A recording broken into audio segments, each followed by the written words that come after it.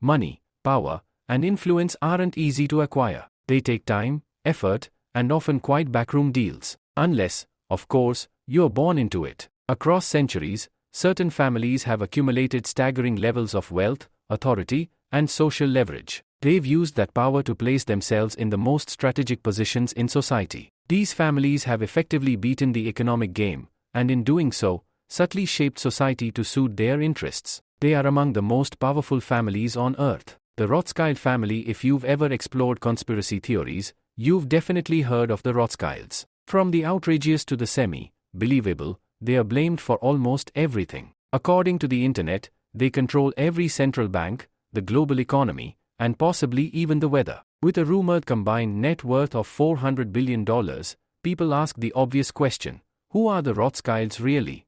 Not aliens, just extraordinarily wealthy. They are an international banking dynasty of German origin. Their rise began in the early 18th century, spreading financial operations across Europe. They were even granted noble status by the Austrian government. Their ascent started with Mayer Rothschild, whose financial genius placed him among the most powerful bankers of his time. He positioned his 5 sons in Europe's major financial capitals. They thrived during the Industrial Revolution, securing dominant positions in global trade of metals and resources. The Rothschilds were powerful enough to lend money to entire nations. In 1825, they supplied the Bank of England with enough capital to prevent a liquidity crisis. They loaned France after its defeat by Prussia and once approved a £4 million loan to the British government within hours. They had money in abundance. Today, the family operates more discreetly. They focus on philanthropy, art donations, and avoiding flashy displays of wealth. Much of that restraint followed their infamous Surrealist Party in the 1970s.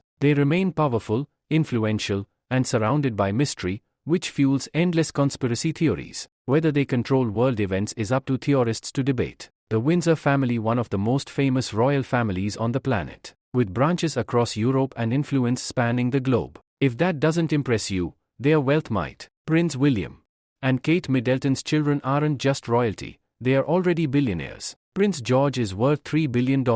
Princess Charlotte is worth $4 billion.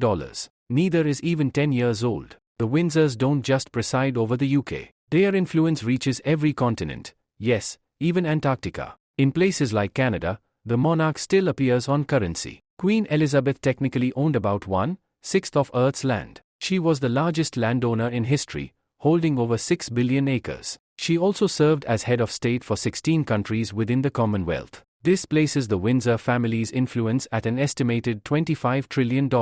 Despite operating as a constitutional monarchy, their cultural power is enormous. People literally tattoo the royal family on their bodies. And popularity means little without wealth to support it. The Windsors own palaces, castles, and estates worth billions. They also control the Royal Collection, one of the largest art collections in existence. It includes thousands of paintings, tens of thousands of drawings, historic artifacts, and the crown jewels worth $4 billion. Properties like Kensington Palace and Buckingham Palace alone are worth billions. And they live there. The Koch family. What happens when oil money, time, and generational wealth combine? You get the Koch family. With a net worth around $100 billion, they've shaped U.S. politics and economics. Their empire began as the Wood River Oil and Refining Company, later renamed Koch Industries. The company was run by Charles and David Koch, often called the Koch brothers. Koch Industries is now the second largest privately owned company in the U.S. and sixth largest globally. It generates tens of billions in revenue annually. They've acquired companies across industries, paper, electronics, energy, defense. Notably, they bought Georgia Pacific for $22 billion. They also acquired Molex for approximately $8 billion. Beyond business, they heavily influence politics. They fund campaigns, causes, and policies aligned with their interests. They've also invested heavily in real estate, including massive hotel and casino projects in Las Vegas. At this point, they're collecting entire industries. The Walton family, one of the richest families alive, yet rarely discussed. Net worth, roughly $170 billion.